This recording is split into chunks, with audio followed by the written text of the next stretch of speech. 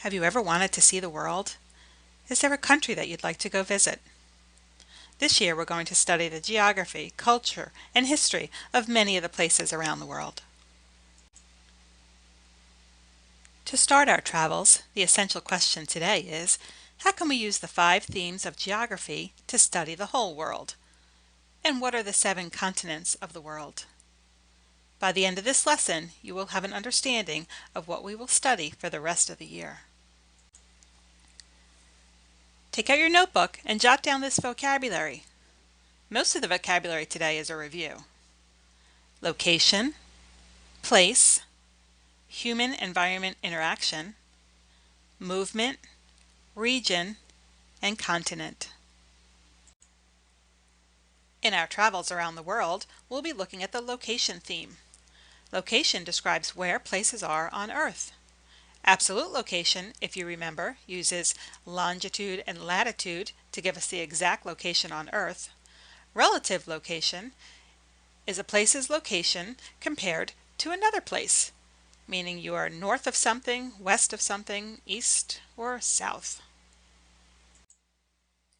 The place theme defines a location by its unique characteristics.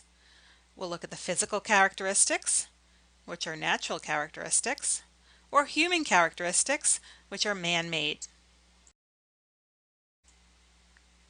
Let's do a quick check of understanding. What is the difference between the location and place theme of geography? Location is where a geographic location can be found, and place is a description of that geographic location. The human-environment interaction theme is the interrelationship between people and their environment. How people depend on their environment, modify their environment, or adapt to their environment. As we travel around the world, we'll look at the movement theme. Movement shows how we are all connected.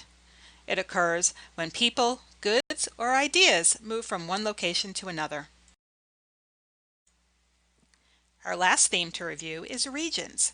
Regions are the areas that have something in common or areas that are grouped together by a set of unique features.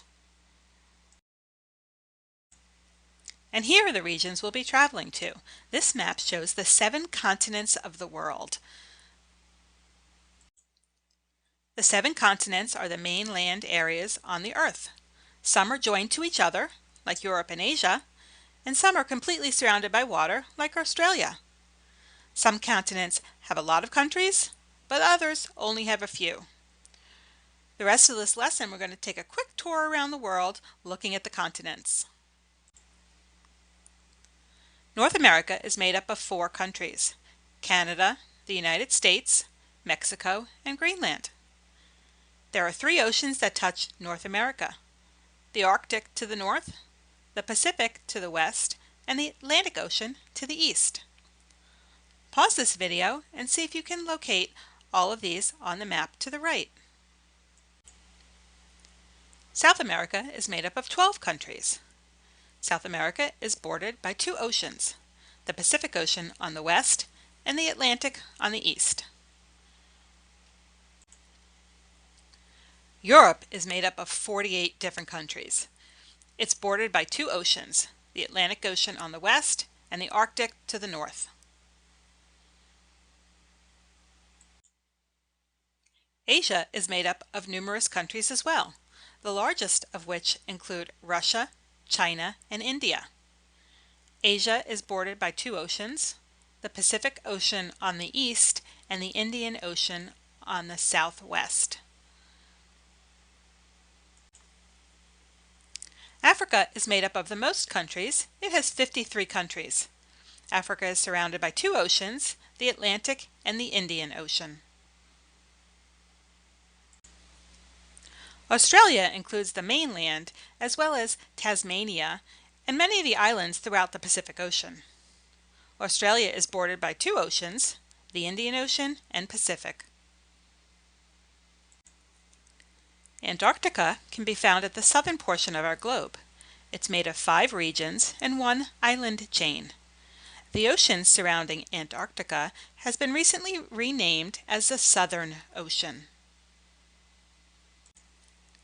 Thanks for joining me on the quick travel around the world. Are you ready to learn more about each of these continents? I hope so. Let's review our objectives. I hope you have a better understanding of how the 5 themes of geography are going to help us study the whole world. You should also be able to name the 7 continents.